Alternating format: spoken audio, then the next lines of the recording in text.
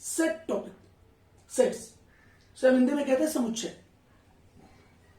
हम अपने दैनिक जीवन में जनरली वी यूज या we say flower, bouquet, bunch of keys, flock of birds, collection of numbers. तो ये फ्लावर, कीज, बर्ड्स, नंबर्स, ये सब क्या है? ये वेल डिफाइंड ऑब्जेक्ट है। हम इसे डिफाइन कर सकते हैं ना कि फ्लावर्स क्या है, कीज क्या है, तो हमें उसमें एक संख्या मालूम होती है उसकी है। बर्ड्स है, नंबर्स है। We use special words for each of the collection given above. Set किसे कहेंगे? Set is a well defined collection of object. तो इसमें ऑब्जेक्ट क्या है? फ्लावर है, कीज है, बर्ड्स है, नंबर्स है।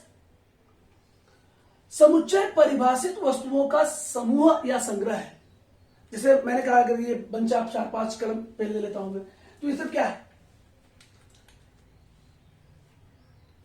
तो ये कलमों का संग्रह या पेन का संग्रह हो गया। तो इसे हम क्या कहेंगे? वेल डिफाइंड ऑब्जेक्ट कहेंगे ना इसे। तो see the example given below and decide whether it is a set और नॉट। तो हम डिसाइड करते हैं कि ये सेट है या नहीं है। देखिए ध्यान से, डेज ऑफ अ वीक। तो डेज क्या इसके अंदर है? ये वेल डिफाइंड है। अगर हमें जब सामने आता है हमारे कि सप्ताह में कितने दिन है, तो हम कहते हैं 7 दिन है, संडे, मंडे, ट्यूसडे, वेडनेसडे, ऐसा हम कहते हैं ना। तो डेज क्या यहां पर क्या है? ये वेल डिफाइंड ऑब्जेक्ट है, इसलिए क्या है? ये सेट है। ये क्या है? सेट है। तो मंथ्स इन अ ईयर, तो जब हमें हमारे सामने आता है मंथ्स इन अ ईयर, तो हम कहते हैं भाई जनवरी, फरवरी, मार्च, अप्रैल। तो इसका मतलब क्या हुआ? मंथ वेल डिफाइंड ऑब्जेक्ट है, इसलिए क्या हुआ? ये सेट है। Say brave children in the class. तो ब्रेव वर्ड डिफाइंड है क्या? ब्रेव वर्ड डिफाइंड नहीं है। We can not define brave. We can not define brave. ये ब्रेव वर्ड को हम डिफाइन नहीं कर सकते। So it is not a set. ये सेट नहीं है इसलिए। First 10 counting numbers. तो फर्स्ट 10 काउंटिंग नंबर्स तो हमें मालूम पड़ जाता है 1 2 3 4 5 6 7 8 9 10।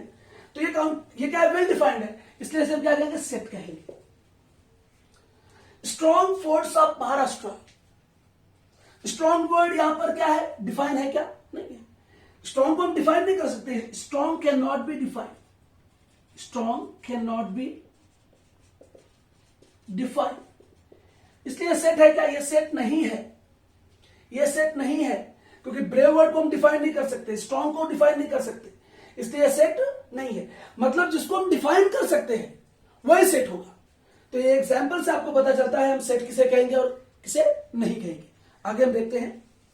तो नाउ अब आप देखेंगे कि सेट को लिखते कैसे हैं। Generally the name of the set is given using capital letters. हम जब सेट लिखते हैं तो उसका जो कैपिटल लेटर से सेट को लिखते हैं। मतलब कैसे? देखिए like A B C up to Z तक। कैसे? हियर हम इसको क्या पढ़ेंगे? Set A. तो मुझे जब तो यहां पर क्या लिखा मैंने? ए कैपिटल लिखा है ना, तो ये सेट में लिख रहा हूं तो उसको कैपिटल लेटर से लिखना हमेशा है। Set B, set C, like that, Z तक ऐसे सेट का नाम रखते हैं। जैसे एग्जाम्पल में देखो ध्यान से, यहां पर मैंने सेट ए लिया, इसको ए बी सी डी। इसको हम और सेट को हमेशा करली ब्रेसेस में या करली ब्रैकेट में रखते हैं। इसको क्या बोलते हैं? करली ब्रेसेस या करली ब्रैकेट्स। जिससे सेट बी क्या है? कलेक्शन ऑफ नंबर्स में 1 2 3 4 इस तरह से आ गए।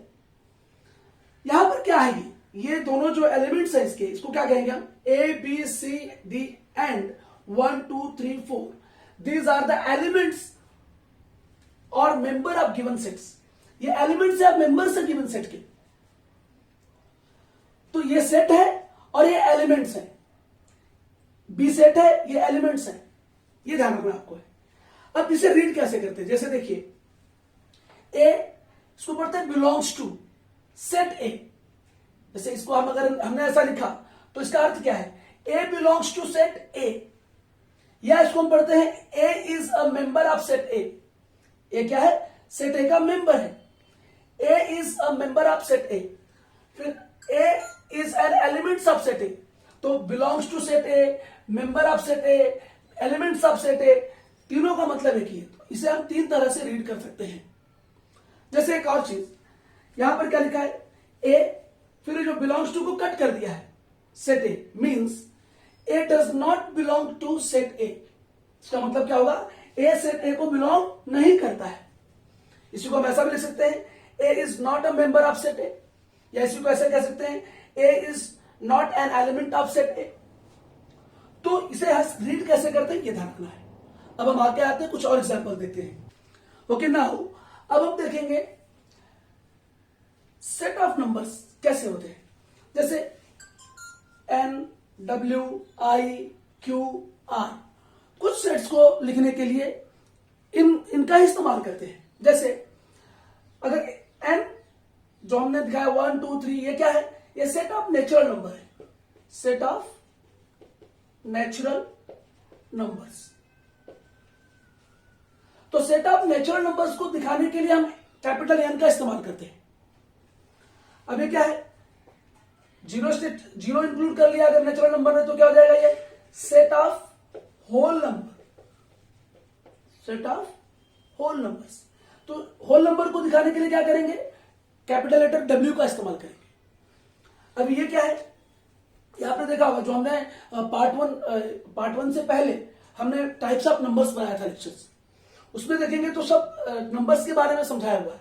ये आप देखेंगे तो क्या है, ये सेट ऑफ इंटीजर्स, ये क्या है, सेट ऑफ इंटीजर्स है।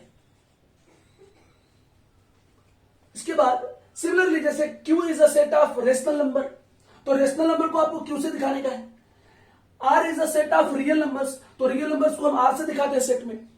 तो सेट में कुछ चीजों को ऐसे तो हम दिखा सकते हैं किसी भी नंबर से, लेकिन नेचुरल नंबर को, होल नंबर को, इंटीजर्स को, रेशनल नंबर्स को और रियल नंबर्स को हमको इन्हीं कैपिटल लेटर के द्वारा दर्शाना होता है। तो आज के लिए इतना ही, हम पार्ट सेकेंड में आएंगे, आगे हम बढ़ाएंगे इस टॉपिक को। तब तक आप इसे समझते रहें, देखते रहें। धन्यवाद।